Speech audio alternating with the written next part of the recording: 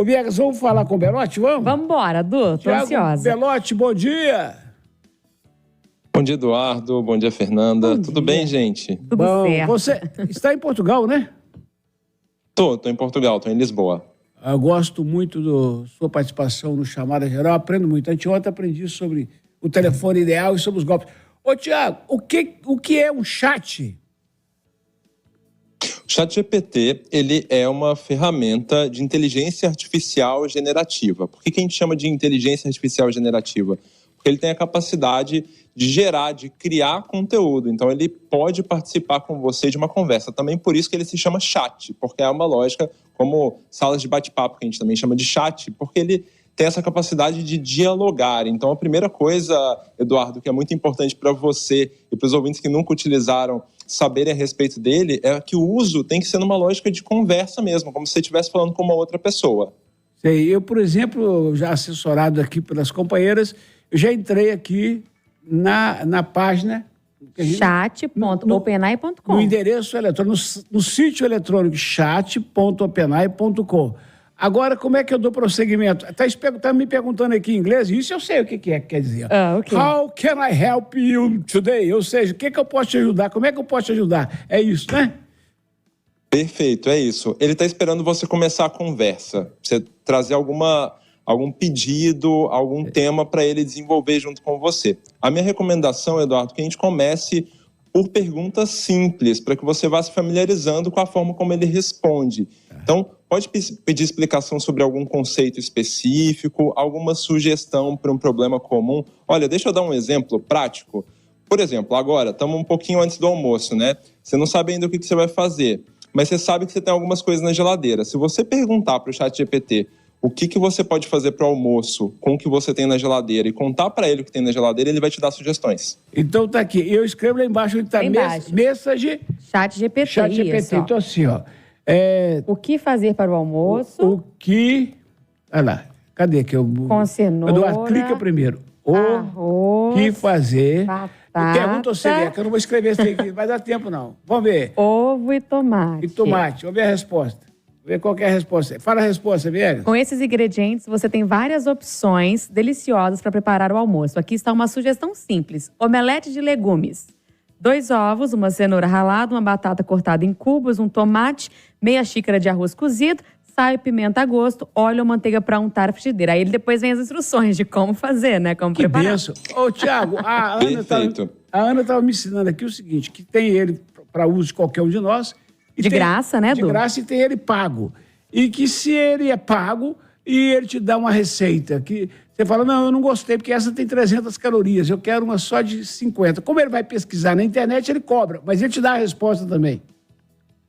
Sempre, ele vai te dar a resposta, inclusive se você fizer isso agora. Como eu falei, numa lógica de conversa, você pode continuar essa conversa com ele. Inclusive é o recomendado, do tipo, peraí, eu não gosto muito de ovo. Ou então, não, lembrei que eu não quero fazer nada com arroz hoje. Pode me dar uma outra sugestão? Converse com ele como se fosse uma outra pessoa mesmo. Fala assim, olha, não gostei dessa receita. Você tem alguma outra sugestão para me dar? Ou eu quero uma coisa um pouquinho mais elaborada. Ou então, já sei, eu vou combinar isso com um vinho português. Você tem alguma sugestão de alguma comida que harmonize bem com o vinho português? Ou seja, você pode ir trazendo outros elementos para essa conversa. A minha sensação é que ele funciona parecido com a Alexa, né? Porque ele me responde, eu perguntei, lembrei que eu não quero colocar o arroz, pode me dar uma outra sugestão? Aí ele falou, claro, sem o arroz. Então ele conversa comigo, né? Ele me bota interjeição.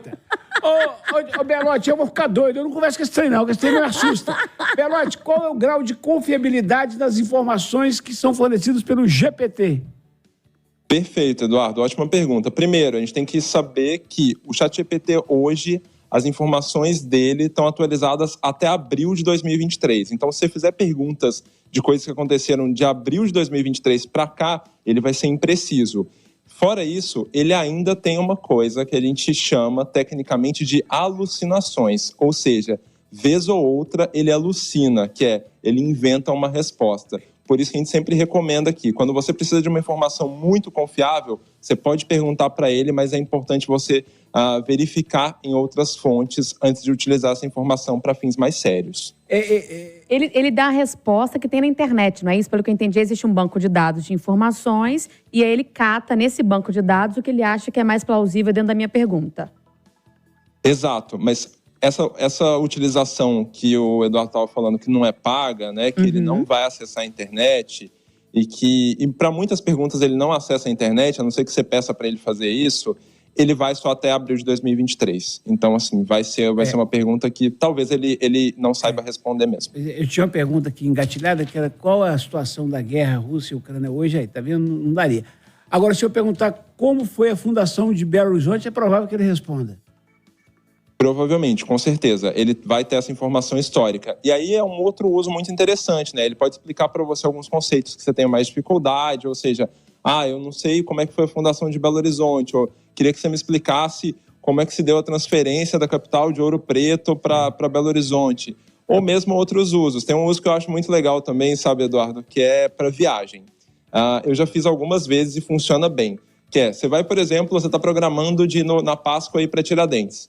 E você quer fazer um roteiro e você vai pedir ajuda para ele. E o jeito que eu gosto de pedir ajuda para ele eu dou a seguinte instrução. Olha, eu vou fazer uma viagem para Tiradentes, vai durar 4 dias. Eu sou muito específico nas perguntas que eu faço, isso é muito importante. Vai durar 4 dias e agora eu quero que você me faça todas as perguntas para criar um roteiro de lugares para eu visitar em Tiradentes que faça sentido para mim e para minha família. E aí ele começa a te perguntar uma série de coisas. E aí depois que ele te pergunta tudo, o que você gosta? Você gosta de museu? Você não gosta de museu? Você gosta de bar? Você gosta de restaurante? Ele vai criar esse roteiro para você. Gente, e aí você pode ir aperfeiçoando. Pode falar, Fernanda. Ele vai acumulando aqui, né, pelo que eu entendi. Então, olha só, eu comecei essa conversa sobre o que fazer no almoço. Se eu quiser mudar agora para viagem, eu vou lá em nova conversa, não é isso? E aí nós vamos iniciar tudo. Você pode fazer isso para separar suas conversas, exato. Eu tô achando que essa máquina é do capeta. Eu vou ter que conversar com ela, viu, Tiago? Porque não tem outro caminho, não. Ô, Tiago, quer dizer, então que você pede para ele te fazer pergunta e ele te faz pergunta sobre o que você quer saber.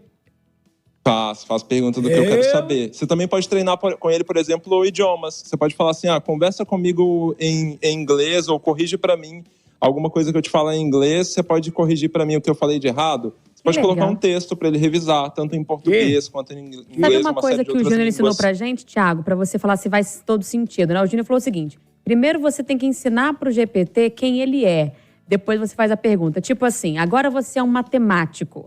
E aí eu vou lá e coloco uma conta e peço para ele resolver. Isso facilita com que ele me dê uma resposta mais coerente? Facilita porque você está dando mais contexto para ele. Inclusive, quando você pede para ele escrever algum texto, é muito interessante que você conte para ele que tipo de texto que você quer que ele escreva. Então, por exemplo, você pode falar assim, eu quero que você me explique a história do Brasil como se você estivesse explicando para uma criança de 5 anos. Ele vai escrever de um jeito. Olha, eu coloquei aqui, você agora é uma criança de 5 anos, escreve uma poesia para mim. Claro, aqui está uma poesia feita por uma criança de 5 anos. Aí ele colocou, no jardim da minha casa as flores dançam sem parar. O sol brilha com graça e os pássaros cantam no ar.